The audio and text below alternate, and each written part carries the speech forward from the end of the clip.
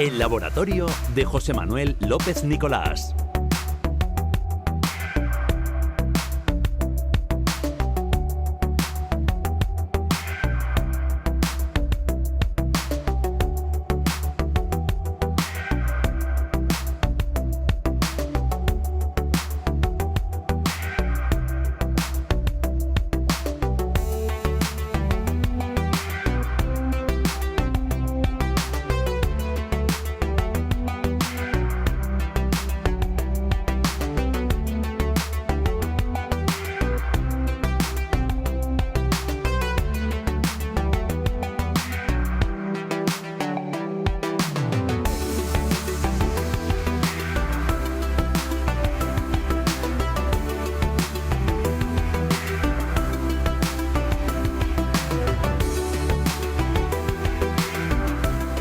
Abrimos a esta hora de la tarde, como cada semana, el laboratorio de José López Nicolás, nuestro amigo científico, divulgador y docente de la Universidad de Murcia, que está con nosotros. José Manuel López Nicolás. Yo es que lo de saltarme el Manuel lo llevo fatal.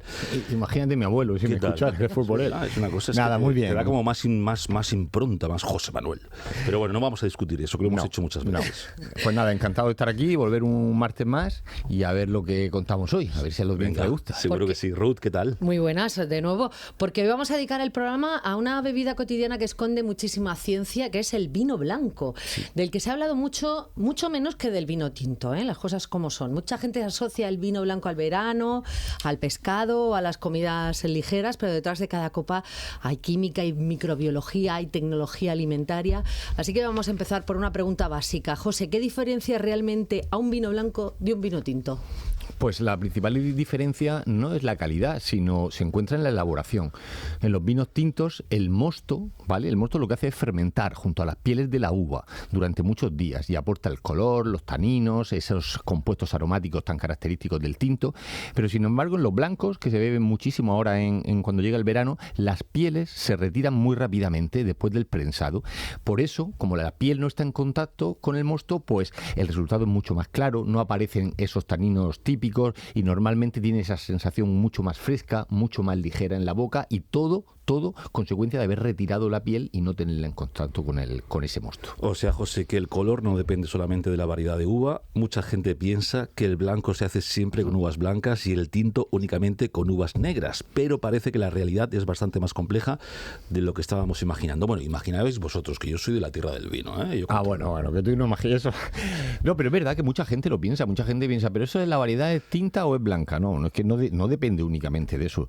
Lo que realmente ocurre es que incluso pueden elaborarse vinos blancos y se elaboran con uvas tintas. Lo importante siempre es separar rápidamente lo que es el mosto de las pieles oscuras, que es donde se encuentran en esas pieles esos compuestos que le dan el lugar al color. De hecho, hay algunos espumosos que son muy, muy conocidos y que utilizan variedades tintas, pero para elaborar vinos blancos que sean muy aromáticos y muy elegantes.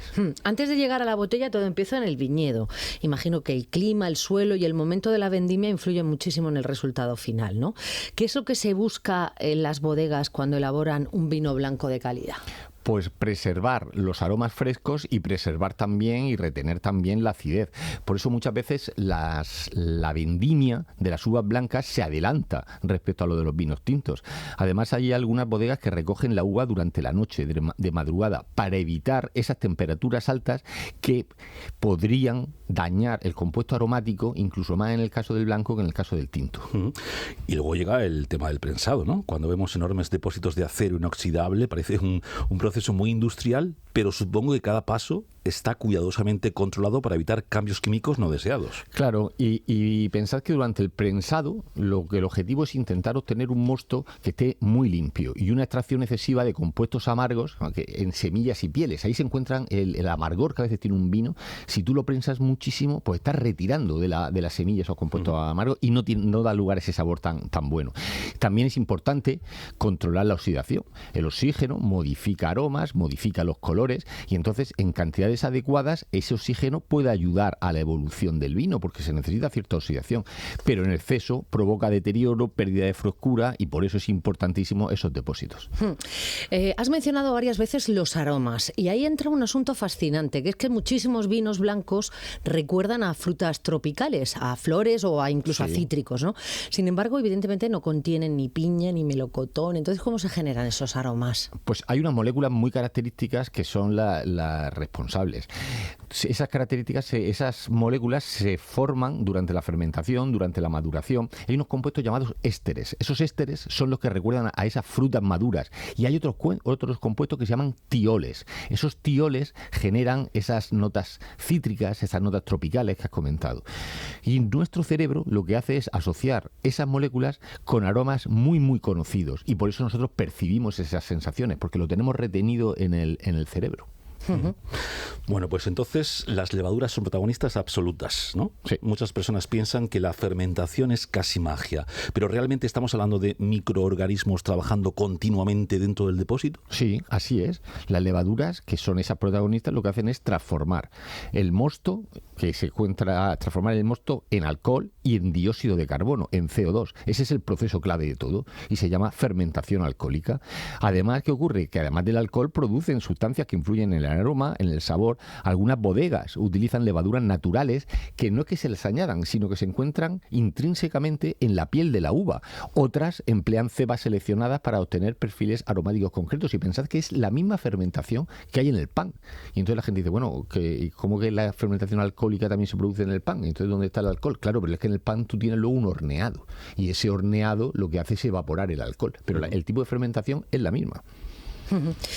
También influirá mucho la temperatura, ¿no? Durante la fermentación. Tengo entendido que los vinos blancos suelen elaborarse a temperaturas más bajas que los tintos, precisamente para conservar aromas delicados y evitar las pérdidas, ¿no? Sí es así. Los blancos suelen fermentar entre 10 y 18 grados aproximadamente. Las temperaturas bajas ayudan a mantener esos aromas afrutados y esos aromas frescos. Sin embargo, en los tintos se utilizan temperaturas más altas. ¿Por qué? Pues porque a temperatura más alta tú puedes extraer el color de los taninos y que hay en las pieles. Es un buen ejemplo de cómo pequeñitos cambios técnicos modifican totalmente el resultado final, en este caso del vino. José, ya que hablas de taninos, muchos oyentes identifican enseguida esa sensación áspera típica de algunos tintos, ¿no?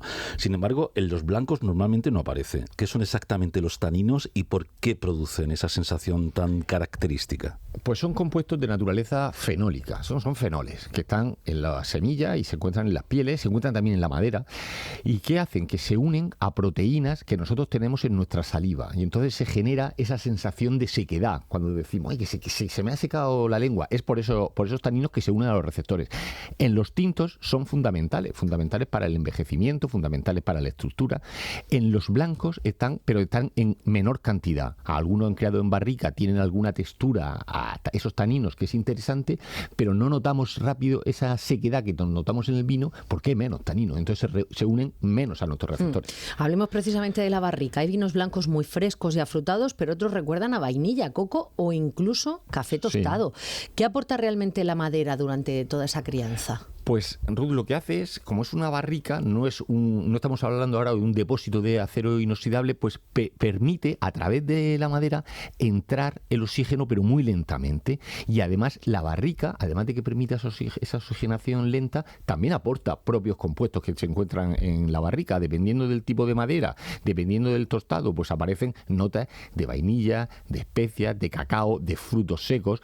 Pero ¿qué ocurre? Que si nos pasamos, por eso son los grandes maestros, si nos pasamos, pues un exceso de madera puede ocultar la fruta y realmente hacer que se pierda ese equilibrio al que estamos acostumbrados. Y ya que mencionas a los espumosos, en este caso, la ciencia de las burbujas también resulta fascinante.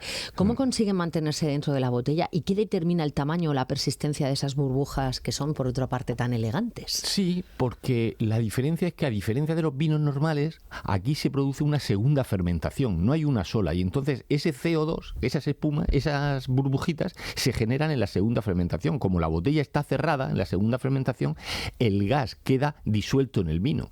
Cuando abrimos la botella, como imaginar un espumoso, pues la presión disminuye y el gas se escapa formando esas burbujas.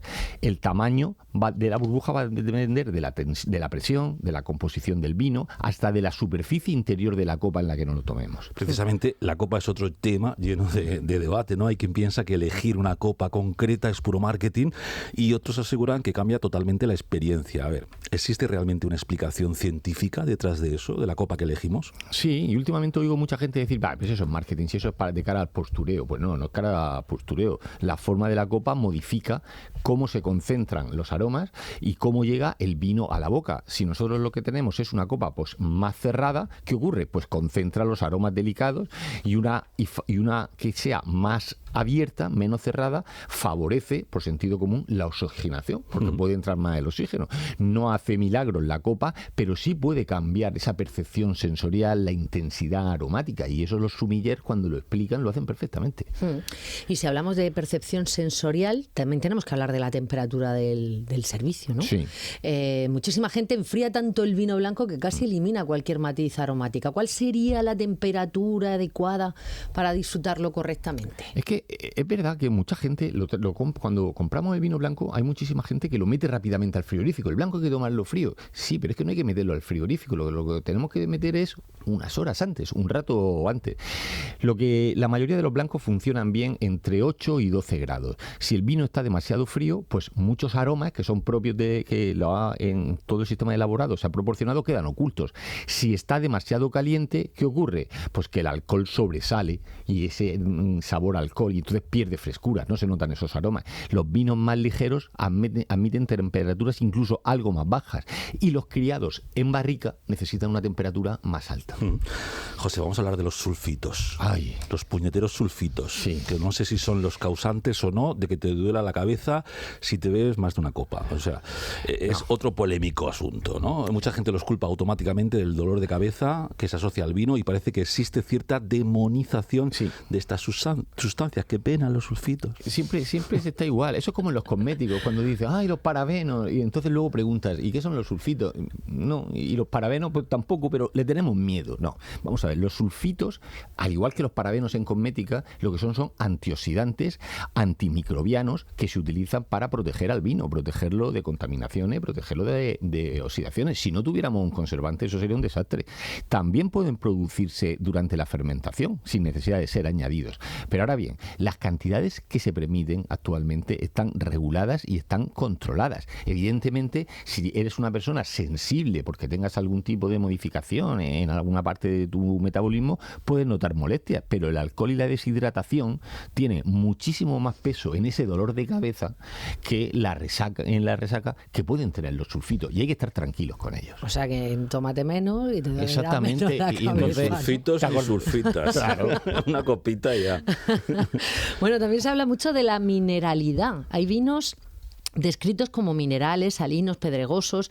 ¿Eso significa realmente que estamos saboreando minerales absorbidos directamente del suelo o me estoy pasando? La realidad es más compleja, mucho más compleja que eso. El vino contiene minerales, pero la sensación esa de mineralidad se relaciona con asociaciones aromáticas y con la acidez, no porque estemos ahí tragando minerales. La ciencia también debate sobre el origen que tiene esa percepción. No es simplemente sabor a piedra, aunque lo que está claro es que los suelos diferentes proporcionan diferente percepción sensorial del vino. Y ahí las denominaciones de origen es cuando entran en juego. Y luego el tema del cambio climático, José. Imagino que el aumento de temperaturas está alterando el equilibrio natural de las uvas y obligando a las bodegas a adaptarse rápidamente. Claro, si hemos dicho antes que juega un papel fundamental, pues las temperaturas altas aceleran la maduración de la uva y reducen esa acidez natural, que algo que es fundamental en muchísimos vinos blancos que están siendo los protagonistas del programa. Por eso algunas bodegas lo que hacen es adelantar la vendimia, buscan zonas más frescas o recuperan variedades resistentes al calor. Entonces, el vino, fijaos, se ha convertido en un excelente indicador de cambios ambientales y del cambio climático, porque dice, oye, este vino antes no sabía. Claro, es que la temperatura en esa zona ha cambiado también.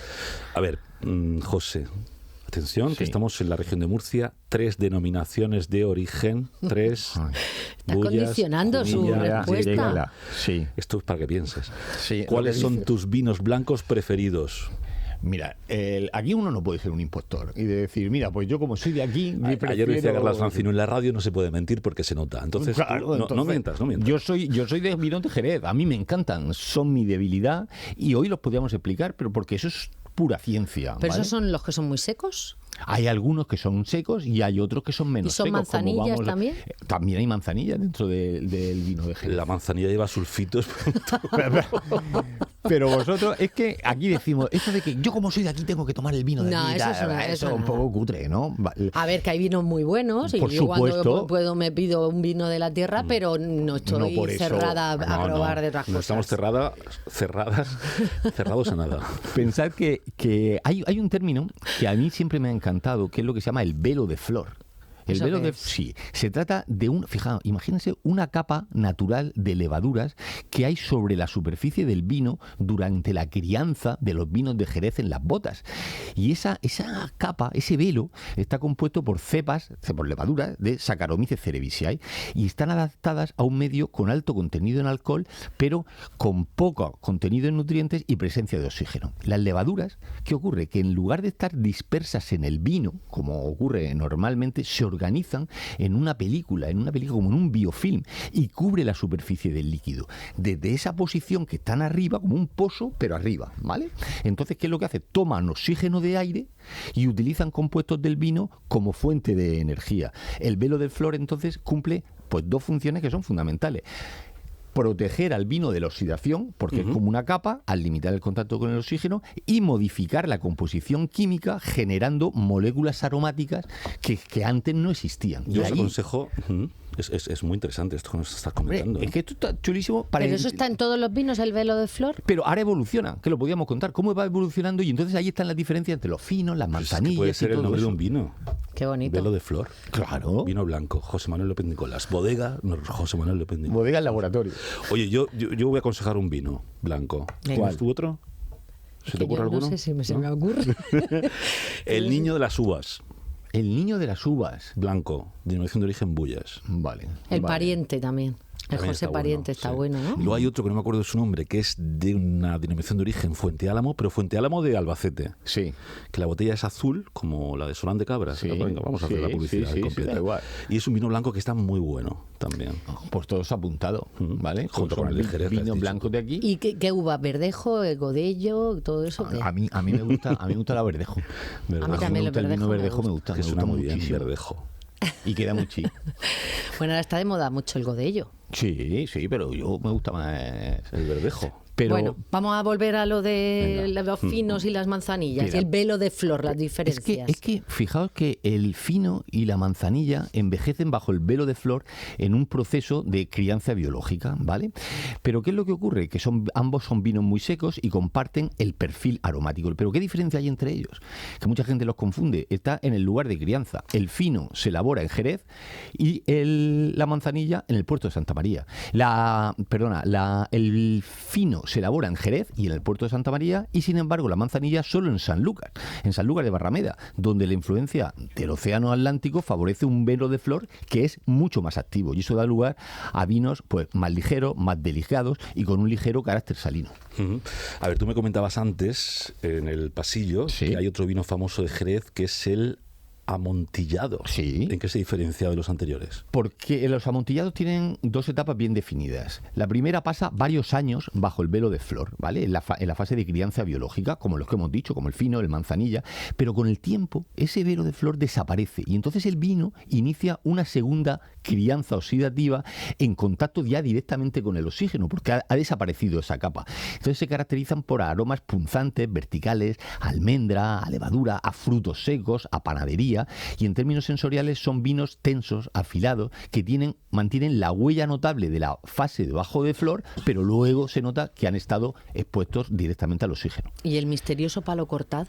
Es para mí el preferido. Es el vino más enigmático del Marco de Jerez. Durante mucho tiempo los bodegueros lo consideraron una anomalía. Pero algunas botas destinadas a convertirse en finos, en amontillados, comenzaban la crianza bajo el velo de flor, pero de forma inesperada ese velo desaparecía mucho antes de lo previsto. En el amontillado hemos dicho que tardaba en irse, pero aquí desaparece muy rápido. Nadie sabía bien por qué ocurría, solo que aquello evolucionaba de manera singular. Hoy sabemos que el velo puede dividirse, pues pequeñas variaciones en la composición del vino, en los nutrientes, en las condiciones de la bodega, y eso afecta a la actividad de las levaduras. Entonces, fijaos cómo el velo de flor aquí lo está modificando todo. Me encanta, velo de flor. Sí. Es que es para un disco, para cualquier cosa. Para una película, para una serie. Lo nuevo de Viva Suecia, velo de flor. No sé, es un queso, velo de flor. Es verdad. Me mola. Flor de esgueva. Es verdad. ¿Y qué ocurre cuando el velo desaparece, José? Bueno, pues cuando ocurre el velo desaparece, pensad, por lo que están pensando, lo que ya estamos contando a nuestros oyentes, que realmente el oxígeno está entrando directamente. Ya no existe allí esa levadura que está modificando el vino, ni muchísimo menos. Luego tenemos nosotros también los olorosos, ¿vale? Que son otros dentro de los vinos de Jerez. El vino se fortifica desde el inicio hasta tener un grado alcohólico suficientemente alto para impedir el desarrollo del vino de flor. Es decir, tú le estás poniendo alcohol, no el que se está produciendo. Tú le estás poniendo, con eso que te carga el velo de flor. Entonces, toda la crianza transcurre en contacto con el oxígeno, lo que lo convierte en los vinos más robustos, más estructurados dentro de la familia del Jerez. José, Ruth, Marta Latorre, socióloga, colaboradora de esta casa. Me encanta que dediquéis un programa de ciencia al vino blanco y en particular a los del Marco de Jerez y al velo de flor. Un abrazo, Marta. Gracias, Marta. Bueno, que tiene mucha ciencia el vino, que es conclusión. Es verdad. Y que yo ahora me voy a tomar alguno. Vamos a tomarnos un vino. Bueno, sí nos has dicho que era Jerez o Manzanillo. Sí. Oye, que muchas gracias. Venga. A vosotros. Que llega hora 14. Cuídense. Hasta mañana. Hasta luego.